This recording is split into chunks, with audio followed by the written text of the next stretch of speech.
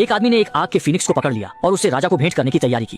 Phoenix ने एक दयनीय रूप दिखाया और आदमी से खुद को छोड़ने की प्रार्थना की और फिर एक गर्म आंसू छोड़ दिया। आदमी ने देखा कि उसके जूते जलकर छेद हो गए हैं, लेकिन वह गुस्सा नहीं हुआ, बल्कि उसने मरते हुए फीनिक्स के प्रति दया दिखाई। इसलिए उसने फीनिक्स को बांधने वाले लोहे के जाल को खोल दिया। आजाद होते ही फीनिक्स ने अपनी पुरानी ऊर्जा वापस पाई, धीरे धीरे खड़ा हुआ और उसके शरीर से फिर से चमकदार आग की लपटें फूटने लगी। उसने आदमी की ओर सिर हिलाकर धन्यवाद दिया और फिर धीरे धीरे अपने पंख फैलाए और अगले ही पल आसमान में उड़ गया। आदमी को धन्यवाद देने के लिए फीनिक्स ने जाते समय आदमी के लिए एक असली पंख छोड़ दिया। फीनिक्स द्वारा छोड़े गए उपहार को देखकर आदमी ने उसे पकड़ लिया और सोचा कि यह असली पंख यह साबित करने के लिए पर्याप्त होगा कि उसने आग के फीनिक्स को पकड़ा था। इसी तरह आदमी पंख लेकर लौट गया। राजा ने देखा कि वह खाली हाथ लौट आया है और तुरंत उसे सजा देने का आदेश दिया। राजा द्वारा गलत समझे जाने पर आदमी ने तुरंत अपनी जेब से फीनिक्स का असली पंख निकाला।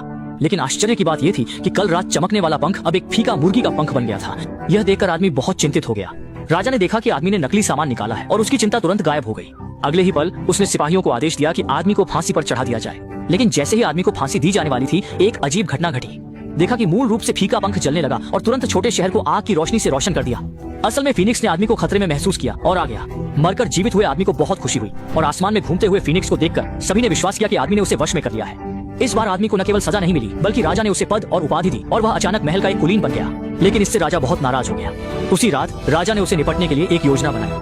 अगले दिन आदमी को महल में बुलाया गया और राजा ने उसे एक असंभव कार्य दिया, जो था कि उसे पौराणिक बर्फीले पहाड़ की चोटी पर जाना था, हजारों सालों से सोई हुई राजकुमारी को जगाना था और फिर उसे वापस लाकर रानी के रूप में शादी करनी थी। यह यात्रा अत्यंत खतरनाक थी।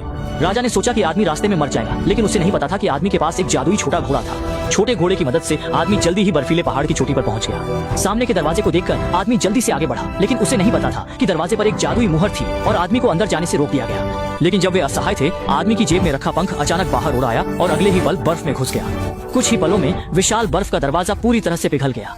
छोटा घोड़ा इस अचानक घटना से पहाड़ की चोटी से गिर गया, लेकिन आदमी ने उसे पीछे छोड़ दिया और इस भव्य दृश्य से गहराई से प्रभावित हुआ। उसने अपने जमे हुए जूते उतार दिए और धीरे धीरे अंदर चला गया, जहां उसने सोई हुई राजकुमारी को देखा।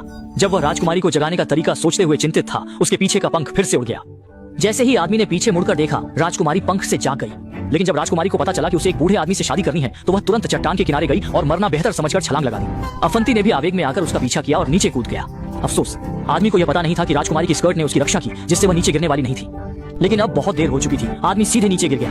राजकुमारी ने यह देखा और निराश हो गई, लेकिन अगले ही पल उसने अफंती को बचाने के लिए अपनी स्कर्ट को समेट लिया। राजकुमारी की मदद से वह सुरक्षित थी, लेकिन फिर स्कर्ट में एक बड़ा छेद हो गया और अफंती गिर गया और उसके कपड़े भी तुरंत उड़ गए। दोनों एक साथ नीचे गिरने लगे। सौभाग्य से छोटे घोड़े ने यह सब देखा। उसने तुरंत अपने पंख फैलाए और बचाव के लिए आया। उसकी मदद से दोनों सुरक्षित रहे और अगले दिन सुबह आदमी राजकुमारी को महल में ले आया और सभी उसकी अद्वितीय सुंदरता से चकित हो गए। जब लोगों ने देखा कि आदमी बर्फीले पहाड़ की चोटी से राजकुमारी को वापस लाया है, तो सभी उसकी बहादुरी और बुद्धिमत्ता से प्रभावित हुए। एक तरफ राजा ने दूरबीन में यह सब देखा और गुस्से से हरा हो गया, लेकिन उसे आदमी को पद और उपाधि देनी पड़ी, जबकि राजकुमारी खुश नहीं थी। वह बूढ़े राजा से शादी करने के लिए तैयार नहीं थी, इसलिए उसने अपनी दादी की समुद्र की दिल की अंगूठी की कमी का बहाना बनाकर राजा को मना कर दिया। और जब राजा को पता चला कि अंगूठी को एक विशाल भेल ने निगल लिया है, तो उसने तुरंत अफंती को बुलाया। स्पष्ट है, राजा फिर से अफंती को यह काम सौंपने वाला था। आश्रित अफंती ने फिर से छोटे घोड़े पर सवार होकर यात्रा शुरू की, लेकिन जैसे ही आदमी खोज कर रहा था, अचानक सामने से एक सीगल ने उसे टक्कर मार दी और आदमी तुरंत समुद्र में गिर गया। लेकिन जैसे ही उसने सतह पर लौटने की तैयारी की, अचानक उसने जो देखा उससे उसकी आंखें चौड़ी हो गईं। उसने देखा कि दर्जनों मोटी जंजीरें समुद्र में मजबूती से बंधी हुई थी, जो निश्चित रूप से किसी भयानक जीव को कैद कर रही थी। जिज्ञासा से प्रेरित होकर आदमी ने ऊपर जाकर जांच करने का फैसला किया, लेकिन जैसे ही वह सतह पर आया, उसने देखा कि विशाल समुद्री लहरें उसकी ओर आ रही हैं। संकट के समय छोटे घोड़े ने उसे समय पर खींच लिया, जिससे वह बच गया। जब वे आकाश में उड़ गए, तब पता चला कि जंजीरों से बंधा हुआ वास्तव में एक लाखों टन वजन वाली व्हेल थी। फिर अफंती ने देखा कि उसके शरीर पर पहले से ही हरी वनस्पति उग आई थी, जो यह साबित करने के लिए पर्याप्त थी कि व्हेल कई वर्षों से फंसी हुई थी।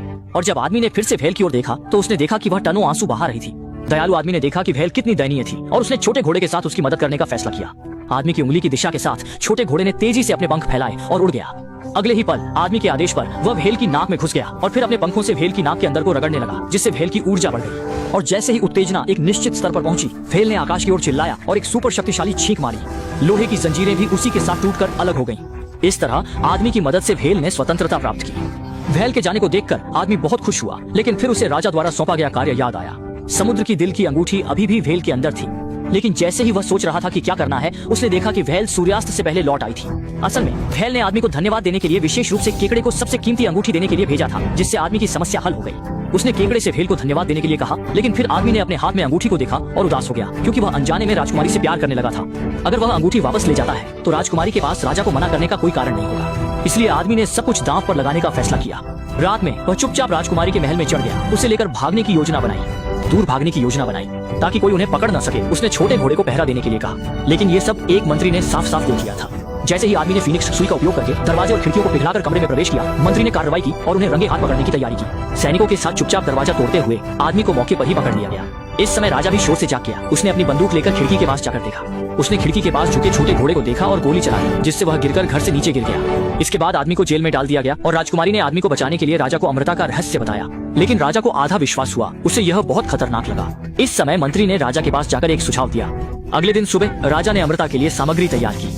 पहले बर्तन में उबलता हुआ गर्म पानी था, दूसरे में अत्यधिक ठंडा बर्फ का पानी और आखिरी बर्तन में जहरीला दूध था। फिर तुरंत सैनिकों को आदेश दिया कि वे अफांती को पकड़ कर ले आएं। असल में मंत्री की योजना थी कि आदमी को पहले अमृता के प्रयोग के लिए भेजा जाए। राजा के धक्का देने पर आदमी तुरंत उबलते पानी में गिर गया। राजकुमारी यह दृश्य देखकर डर गई। उसने जल्दी से अपने हाथ की समुद्री दिल की अंगूठी उतारी और उसे बाहर फेंक दिया। अंगूठी के पानी में गिरते ही आदमी ने एक चरण पार कर लिया। फिर वह अत्यधिक ठंडे बर्फ के पानी में गिर गया और अत्यधिक ठंड ने उसे तुरंत जमा दिया। फीनिक्स ने आदमी को खतरे में महसूस किया और आग की लपटें तुरंत बर्फ के पानी में प्रकट हुई। आदमी ने फिर से एक चरण पार कर लिया, लेकिन इससे पहले कि वह सांस ले पाता, अगले ही पल वह जहरीले दूध में गिर गया। इस बार राजकुमारी के पास कोई उपाय नहीं था। जैसे ही उबलता हुआ दूध लगातार बहता रहा, आदमी ने पूरी तरह से जीवन की सांसें छोड़ दी। राजकुमारी को लगा कि उसी ने उसे मार डाला। सभी लोग भी बहुत निराश हुए और एक एक करके मुड़कर चले गए। लेकिन इस समय एक डंडेलियन के आगमन ने स्थिति को बदल दिया।